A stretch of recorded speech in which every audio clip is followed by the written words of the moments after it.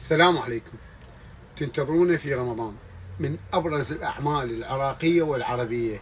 عمل مهم، عمل درامي عراقي يعني غريب عجيب من نوعه، بعمالقة الفن العراقي. عمل كلش مهم، قصة كلش مهمة، لا تفوتكم هذا العمل. مسلسل بيتم ليلة على قناة العراقية، مسلسل بيتم ليلة على قناة العراقية، راح تتفاجئون به وراح تنصدمون وبأحداث وبمآسي، والقصة مالته كلش قصة مهمة.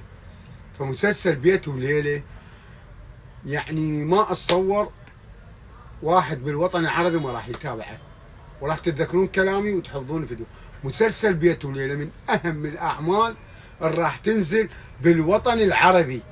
مسلسل بيتم ليلة من أهم الأعمال اللي راح تنزل بالوطن العربي، وراح تشوفون القصة وراح تتذكروني على قناة العراقية. تحياتنا لكم.